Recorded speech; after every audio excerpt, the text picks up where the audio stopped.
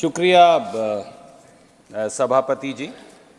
भगवान श्री राम के मंदिर की यहाँ बात हुई, पर भगवान राम के मंदिर में शीश झुकाने से पहले, सिया राम की आराधना से पहले राम को आत्मसात करने की भी आवश्यकता है। कौन है तुलसीदास के राम? कौन है कबीर और रहीम के राम? कैसे हैं गांधी के राम? क्या है जन जन के राम? जान लें कि राम तो मोहब्बत का पैगाम है, राम तो न्याय है, राम तो करुणा है, राम तो कर्तव्य का बोध है, राम तो वचन की मर्यादा है, राम मूल्यों और आदर्शों की अनुपालना है, राम तो निर्बल के हैं, दीनहीन के हैं, राम तो शबरी के हैं, राम तो गरीब की झोपड़ी में टिमटिमाता हुआ एक दिया है, राम तो भेदभाव, छुआछूत और विषमता के खिलाफ उठने वाली हर आवाज है। इसीलिए राम सत्य हैं।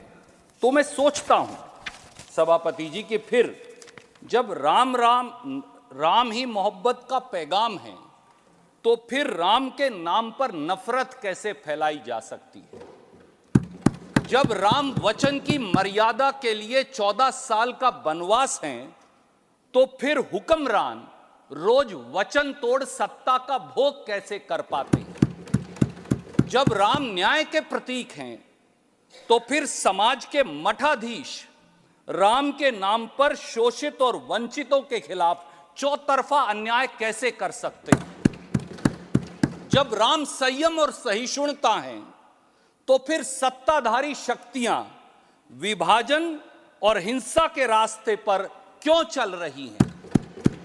जब राम शबरी के झूठे बेर हैं, तो फिर समाज के शोषितों, वंचितों, आदिवासियों, दलितों और पिछड़ों को भेदभाव का कोप भाजन क्यों बनना पड़ता है? जब राम नैतिकता की नीति और आदर्शों की उत्तमता है, तो फिर शासन की नीतियां जनमत के बहुमत को त्याग कर कुछ पूंजीपतियों की गोदी में कैसे बैठ गई हैं? शायद इसीलिए तुलसीदास जी ने कहा है, मेरे साथी हैं नहीं, अब वो कोट कर रहे थे तो इसलिए, जासु राज प्रिय प्रजा दुखारी, सो निरपवसी नरक अधिकारी। अर्थात जिसके राज्य में प्यारी प्रजा दुखी रहती है, वह राजा अवश्य ही नरक का अधिकारी होता है।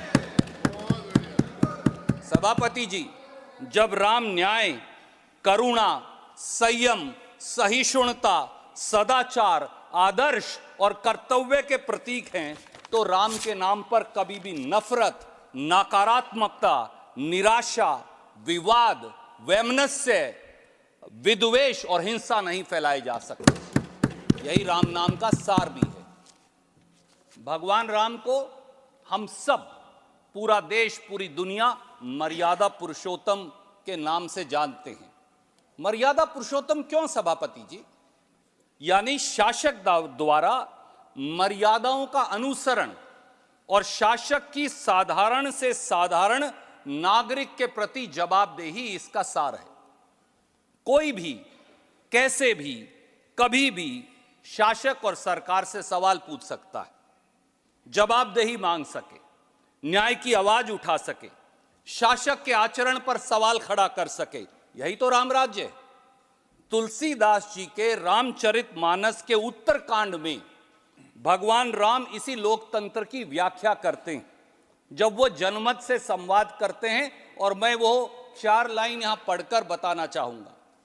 सुनहु सकल पुरजन मम बानी, कहूं न कछु ममता उर आनी, नहीं अनीति नहीं कुछ प्रभुताई, सुनहु करहु जो तुम ही सोहाई, सोई सेवक प्रियतम मम सोई, मम अनुशासन माने जोई, जो अनीति कुछ भाषो भाई, तो मोही बरजहु भय बिसराई। अर्थात राम कहते हैं, मैं राजा तो हूं, पर बेलाग कहता हूं, हे अयोध्या जन, आप अपने विवेक से सुनने और करने को स्वतंत्र हैं। अगर मैं भी अनीति करूं, राम ये कहते हैं, अगर मैं भी अनीति करूं तो आप मुझे रोक देना। क्या राम की इस मर्यादा की कसौटी पर आज के शासक और हुक्मरान खरा उतरते हैं? क्या आज सवाल पूछने पर आवाज दबा नहीं दी जाती? क्या सत्ता से सवाल पूछना अब जेल जाने का रास्ता नहीं बन गया? अभी एक्सटेंडेड टाइम पे हैं आप। क्या शासक के आचरण और नीतियों पर सवाल अब ईडी, सीबीआई, इनकम टैक्स का कोप भाजन बनने पर मजबूर नहीं कर देते? क्या शासक के अंदर एक साधारण व्यक्ति के सवाल पूछने की हिम्मत बची है? शायद इसीलिए तुलसीदास जी ने रामचरितमानस में राम राज्य की अवधारणा को लेकर कहा, दैहिक देविक भौतिक तापा, राम राज नहीं काहुई व्यापा, सब नर करही परस्पर प्रीति, चलही सबधर्म सर्वधर्म निरश्रुति नीति। अर्थात राम राज्य में किसी को तकलीफ नहीं होगी, न बेरोजगारी थी, न महंगाई थी, न संस्थाओं का दुरुपयोग किया जाता था। इतना ही नहीं, सभी धर्मों के लोग परस्पर सद्भाव से रहते थे। क्या वर्तमान सत्ता और उसके शासक इस सद्भाव और सदाचार पर खरे उतरते हैं? मैं ये उनके विवेक पर छोड़ता हूं। सभापति जी, महात्मा गांधी भगवान राम के सबसे बड़े उपासकों में से एक थे। उनके प्रिय भजन रघुपति राघव राजा राम, ईश्वर अल्लाह तेरे नाम, सबको सन्मति दे भगवान, ये आवाज आज भी हमारे कानों में गूंजती है। 1929 में उन्होंने पत्रिका यंग इंडिया में लिखा था, एंड आई कोट, राम राज्य का प्राचीन आदर्श निसंदेह सच्चे लोकतंत्र में से एक है, जिसमें सबसे कमजोर नागरिक बिना किसी कानूनी कार्यवाही के त्वरित न्याय के लिए प्रति आश्वस्त हो सकता है। क्या आज का शासन महात्मा गांधी की राम राज्य की इस परिकल्पना पर खरा उतरता है? मैं ये उनके विवेक पर छोड़ता हूं। सभापति जी, उत्तर भारत, खास तौर से हरियाणा में जब हम एक दूसरे को मिलते हैं तो राम राम कहते हैं। लक्ष्मण जी भी कह रहे थे। इस 2 बार राम के उच्चारण का मतलब क्या है? एक राम वो हैं जो वचन की मर्यादा के लिए महलों को त्याग कर 14 साल वनवास में चले गए थे, और एक राम वो हैं अयोध्यापति जो न्याय और प्रेम के प्रतीक हैं।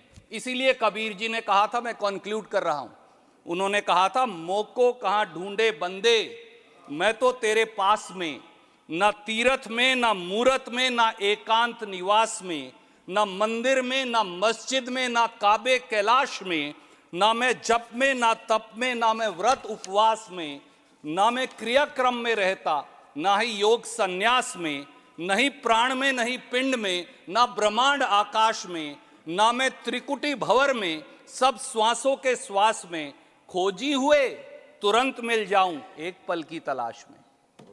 मेरी पार्टी ने सदैव कहा कि जो निर्णय सुप्रीम कोर्ट से आए उसे सब देशवासी स्वीकारें। सुप्रीम कोर्ट के 9 नवंबर 2019 के निर्णय के अनुसार श्री राम मंदिर का निर्माण हुआ है, इसका सह सम्मान है, पर यह भी जान लें कि राम प्रेम है, न्याय है, सहिष्णुता है, सदाचार हैं, आदर्श हैं। अगर ये सब हैं, पर राम नाम और राम दलगत राजनीति का विषय नहीं हो सकते। राम नाम को राजनीतिक वोट के लिए इस्तेमाल करना पाप है। राम के नाम पर नफरत फैलाना महापाप है, और राम के नाम पर हिंसा नरक का रास्ता है। इसलिए अब भी अगर आप नहीं बदले तो भगवान राम आपको कभी माफ नहीं करेंगे। जय सिया राम।